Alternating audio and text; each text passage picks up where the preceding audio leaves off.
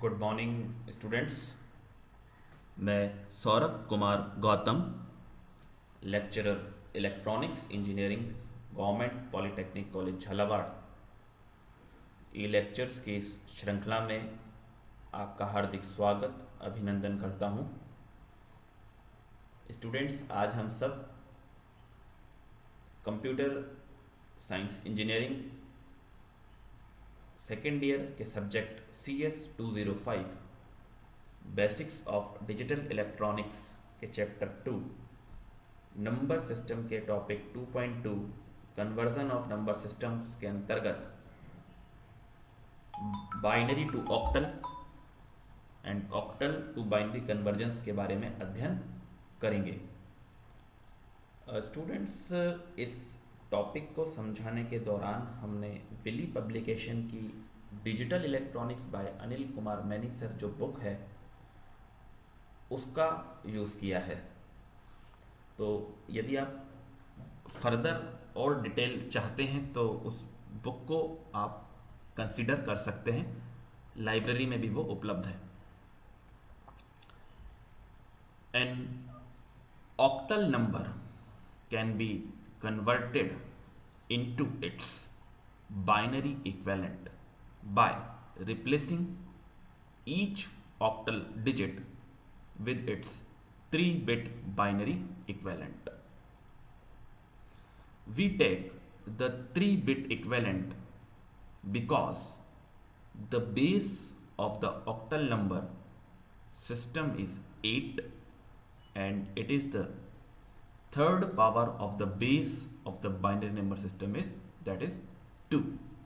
तो एक बड़ा अच्छा ऑब्जेक्टिव क्वेश्चन भी बन जाता है कि जब ऑक्टल नंबर सिस्टम को आप बाइनरी में कन्वर्ट करते हैं तो आपने केवल और केवल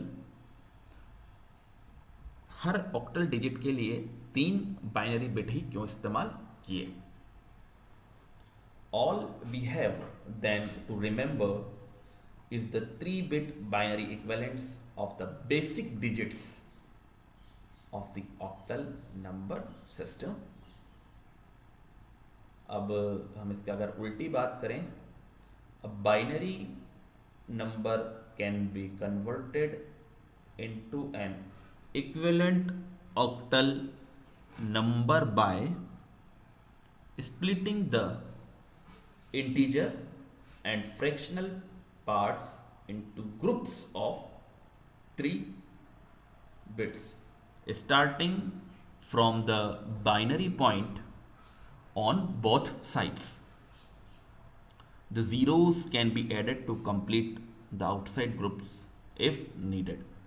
तो ये जो भी बात हमने की है for conversion of binary to octal और ऑक्टल टू बाइनरी, अब हम इसे एक एग्जाम्पल के माध्यम से समझने का प्रयास करते हैं। स्टूडेंट्स,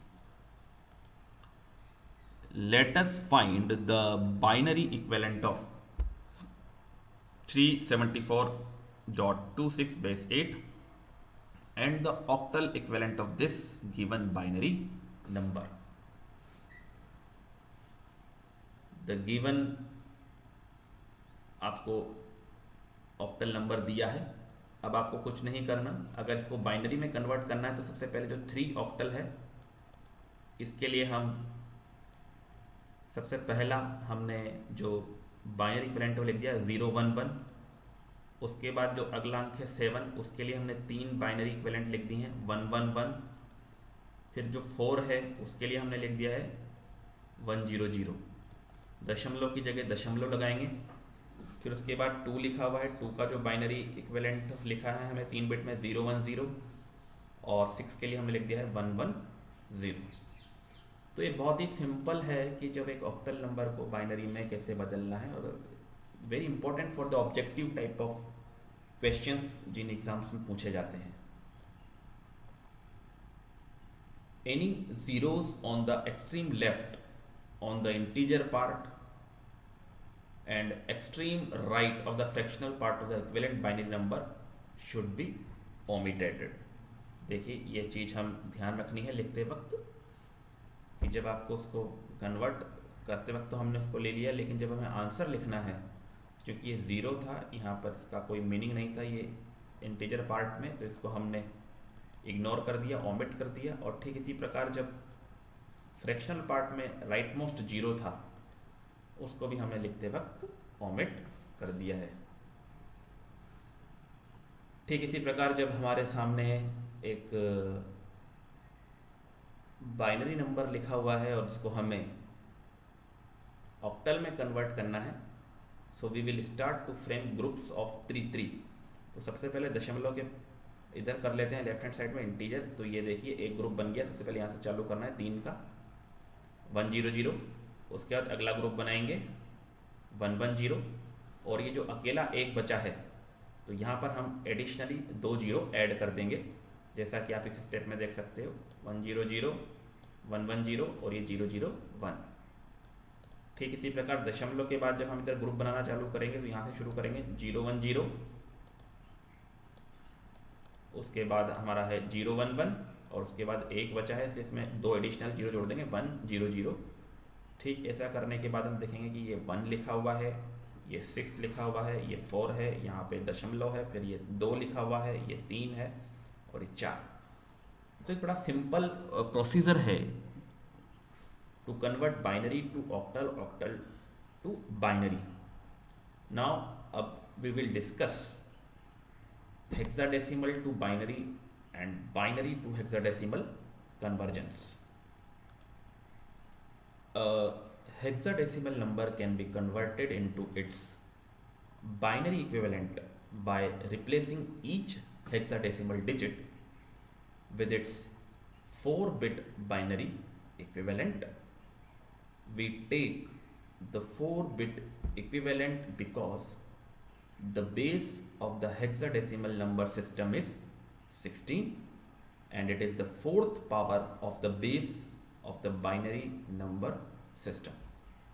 जो काम हमने ऑक्टल के लिए किया था उसका एक स्टेप आगे हम हेक्साडेसिमल के लिए कर रहे हैं और प्रत्येक हेक्साडेसिमल डिजिट के लिए हम 4-bit बाइनरी इक्विवेलेंट का प्रयोग करेंगे. All we have then to remember is the 4-bit binary equivalents of the basic digits of the hexadecimal number system. A given binary number can be converted into an equivalent hexadecimal number by splitting the integer and fractional parts into groups of the 4 bits, starting from the binary point on both sides. The zeros can be added to complete the outside groups if needed. तो पूरी की पूरी theory उसी प्रकार की है जैसा कि हमने ऑक्टल के लिए किया. अब देखते हैं एक एग्जाम्पल के माध्यम से कि किस प्रकार से ये हेक्साडेसिमल के केस में एप्लीकेबल होता है. क्वेश्चन स्टूडेंट्स हमारे सामने है कि let us find the binary equivalent of this hexadecimal number and the hexadecimal equivalent of this binary number. तो जो हमें given hexadecimal number है that is 17E.F6.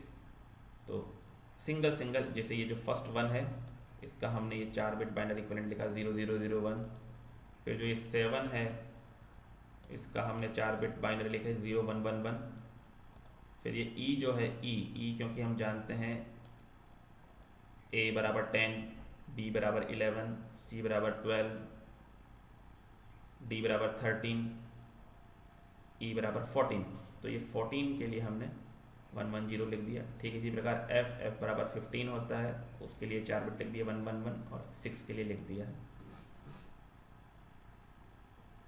The zeros on the extreme left of the integer part and on the extreme right of the fractional part have been omitted. जो rule हमने अभी पहले class में भी डिस्कस किया था उसी की पुनरावृत्ति कर रहे हैं.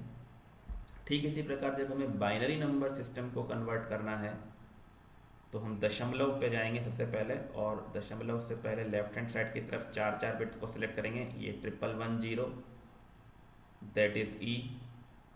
फिर उसके बाद 1100 दैट इज C. और यहाँ पर 01 करेंगे इसके आगे 2 0 जोड़ देंगे 0010 दैट इज 2. ठीक इसी प्रकार दशमलव के जब हम राइट हैंड साइड की तरफ गति करेंगे 0110 दैट इज 6, उसके बाद 1101 दैट इज ई, और उसके बाद केवल एक बचा है, तो एक बचा है, इसके पीछे हम 3 जीरो जोड़ देंगे 000 तो बन जाएगा 8। तो बड़ा ही सिंपल प्रोसीजर है स्टूडेंट्स कि किस प्रकार से, बड़ा इंपॉर्टेंट है प्रतियोगी परीक्षाओं के लिए भी और हमारे बोर्ड की परीक्षाओं में भी, वहाँ पर ये प्रश्न निश्चित रूप से हमसे पूछा जाता है। अब स्टूडेंट्स हम एक स्टेप और आगे चलते हैं और इसी के साथ हमारा जो नंबर सिस्टम का कन्वर्जन का जो टॉपिक है वो भी कंप्लीट हो जाएगा। ये बात है कि how to convert hexadecimal to octal and octal to hexadecimal convergence. So students, for hexadecimal to octal conversion, the given hex number is firstly converted into its binary equivalent, which is further converted into its octal equivalent. An alternative approach is firstly to convert the given hexadecimal number into its decimal equivalent and then convert the decimal number into an equivalent octal number. The former method is definitely more convenient and straightforward. For octal to hexadecimal conversion, the octal number may be first converted into an equivalent binary number and then binary number transformed into its hex equivalent. The other option is firstly to convert the given octal number into its decimal equivalent and then convert the decimal number into its hex equivalent, और जैसा कि फिर इसमें भी यही है, the former approach is definitely the preferred one. So students, जब भी आपको ऑक्टल टू हेक्साडेसिमल या हेक्साडेसिमल टू ऑक्टल कन्वर्जन करना है तो बीच का रास्ता है, आपको सबसे पहले इनको बाइनरी में कन्वर्ट करना होगा, एक फर्दर स्टेप। और ये क्वेश्चन ऑब्जेक्टिव के हिसाब से भी और बोर्ड परीक्षाओं के हिसाब से भी बड़ा महत्वपूर्ण रहता है और इसके अंक हमें अच्छे मिलते हैं और बड़ा ईजी होता है। तो देखते हैं एक उदाहरण के माध्यम से कि किस प्रकार से ये प्रश्न आता है और उसे हम सॉल्व करते हैं। Let us find the octal equivalent of this hex number and the hex equivalent of this octal number. So the given hexadecimal number is this one. तो सबसे पहला हम काम करेंगे कि इसका बाइनरी इक्विवेलेंट लिखेंगे और आपको मालूम है कि हेक्साडेसिमल का बाइनरी इक्विवेलेंट लिखने के लिए प्रत्येक हेक्साडेसिमल डिजिट के लिए हम 4 बाइनरी बिट लिखते हैं। तो हमने 2 के लिए लिखा 0010, F के लिखे या 111, C के लिए लिखा 1100 और ठीक इस प्रकार से। और जब हमने वो रूल पढ़ा था कि जो लेफ्ट हैंड साइड के जीरोज़ हैं उनको और राइट हैंड साइड के जो जीरोज़ हैं उनको हम ओमिट कर देते हैं, तो ठीक वो ओमिट करने के बाद अब हमें 3-3 के पेयर्स बनाने हैं, ग्रुप बनाने हैं, दशमलव पे चलते हैं। तो ये 3 का बना और ये 3 का बना, ठीक इसी प्रकार दशमलव के बाद ये इधर 3 का बना और 3 का बना। तो सिंपली 57.61 बेस 8, बड़ा ही सिंपल ये प्रोसीजर था। ठीक इसी प्रकार जब आपके पास एक ऑक्टल नंबर आपको दिया हुआ है, उसको आपको हेक्साडेसिमल में कन्वर्ट करना है, तो सबसे पहले आप प्रत्येक ऑक्टल डिजिट के लिए 3 बाइनरी बिट लिखिए, वो हमने कर दिए हैं।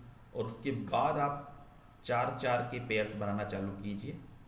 4-4 के पेयर्स बनाना चालू किया तब तो हम देख रहे हैं कि साहब ये पहला पेयर बना, उसके बाद ये दूसरा बना, ये मैं दोबारा करता हूँ, ये हमारा दूसरा बना और फिर एक सिंगल एक बचा है, तो उसके साथ हमें एडिशनली 3 जीरो हमने जोड़ दिए।